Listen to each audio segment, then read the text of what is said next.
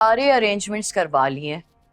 तुम देखना, तुम्हारे बुटीक की लॉन्च पार्टी इतनी जबरदस्त होगी ना, जो देखेगा हैरान रह जाएगा। मैं भी बहुत एक्साइटेड हूँ। मैंने पीआर कंपनी को भी इन्फॉर्म कर दिया, वो सारा सोशल मीडिया हैंडल करेंगे मेरा। और अच्छा सुने मामा, आपने ना कुछ चेक साइन करने हैं, तो प्लीज वो आज कर देगा। हाँ हाँ, वो तो मैं कर दूंगी, लेकिन तुम्हें डेट ही नहीं बताई मुझे। डेट क्या रखी है? 2 को है लॉन्च मामा, और मैंने प्रिंटिंग के लिए कार्ड्स भी भेज दिया। That's wonderful. तो उठवाने कब है?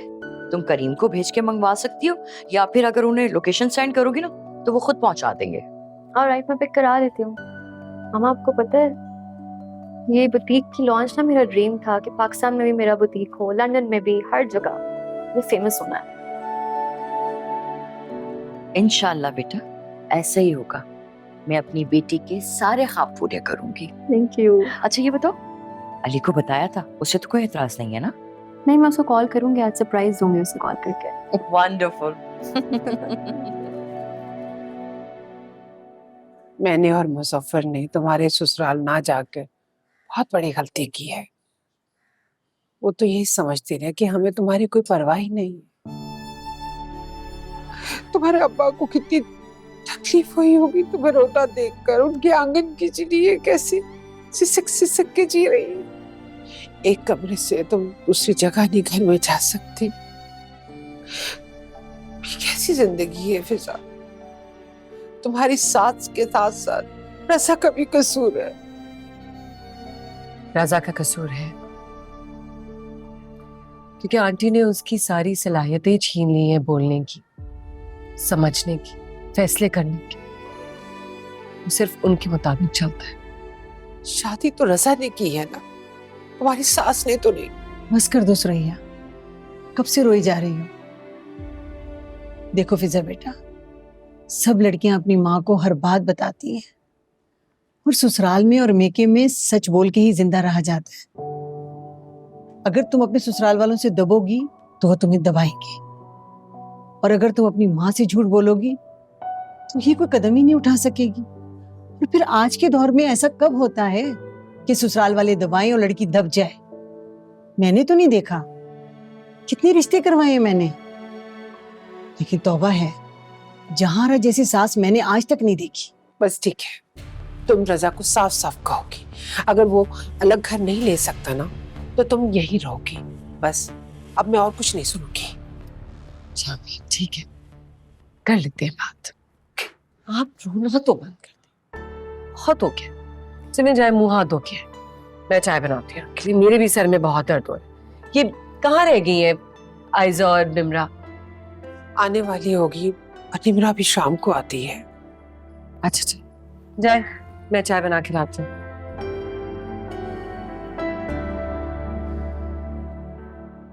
उसकी माँ लेने आई, मैंने भेज दिया। लेकिन मामा वो क्यों लेने आई थी? भाई ये तुम फिजा से पूछो ना बेटा। यारा पूरी बात बताओ, क्या मसला हुआ है? नहीं नहीं, कोई मसला नहीं। मैं तो मिसेस आदिल के घर जा रही थी, अचानक वो आ गई और बहुत गुस्से में थी। पता नहीं अजीब अजीब सी बातें कर रही थी कि मैंने बेटी ब्याही है, खैरात में नहीं दी, और ना ही आप लोगों ने खरीदी है। बस ऐसी बातें कर रही थी। और फिर उन्होंने कहा कि मैं तो फिजा को लेने आई हूँ। मैं क्या कहती, मैंने कहा ले जाए। लेकिन मामा आप कम से कम पूछती तो सही ना कि हुआ क्या था। अरे बेटा, मैं क्या पूछती, यकीनन फिजा ने शिकायतें लगाई होंगी ना, और उसकी शिकायतें सुनकर वो उसे लेने आ गई। इसमें उसकी माँ की तो कोई गलती नहीं। अगर उसको इस घर में इतनी तकलीफें हैं, शिकायतें हैं, तो वो तुमसे बात करती ना कि पूरे जहां को। और मीर नोमान, अब तुम उसे नहीं लाओगे, और रजा तुम भी नहीं जाओगे उसे लेने। अगर मामा इस सब में फिजा का क्या कसूर? कोई अगर मगर नहीं, वो खुद गई है ना, उसकी माँ लेने आई थी, अब माँ ही छोड़ने आएगी। यारा किसी भी मसले को आराम से भी निपटाया जा सकता है, जरूरी नहीं कि इसको जिद बना लिया जाए। बात जिद की नहीं मीर नोमान, मेरे उसूलों की है। तुम्हारे सुनहरे उसूल। और रजा, अब तुम सिर्फ उसे एक बार फोन कर सकते हो, सिर्फ एक बार, और पूछ सकते हो कि वो घर छोड़कर क्यों गई। उसकी माँ उसे लेने क्यों आई, अब उसका क्या इरादा है। और मीर नौमान, अब तुम उसे नहीं लाओगे और ना ही तुम लाओगे। आपने अपनी गुलाम औलाद को हुक्म दिया और उसने सरे तस्लीम हम कर दिया।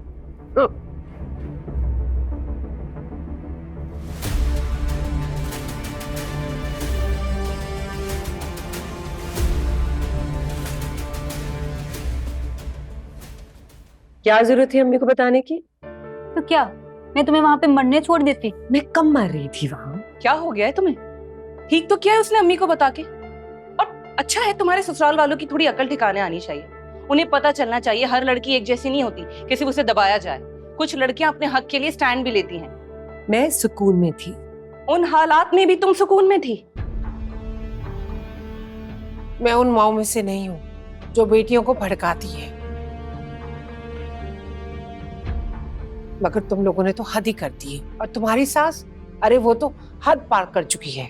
और चंदा तुम बर्दाश्त करती रही और जहां ने वो हद पार कर ली। तहसीन खाला, लड़कियों को शुरू में ससुराल में बर्दाश्त करना होता है, उनके मुताबिक चलना होता है।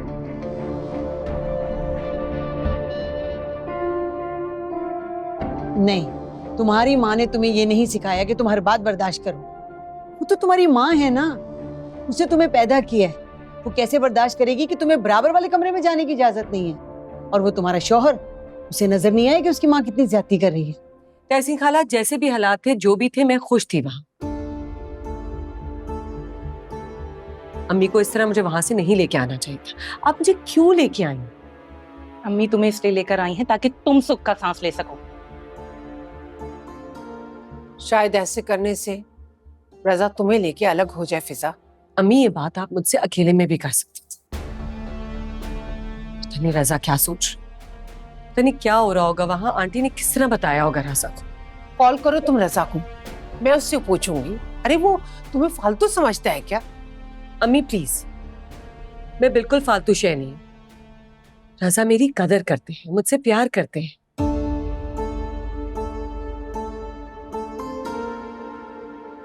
अपनी माँ के सामने कुछ कह नहीं सकते,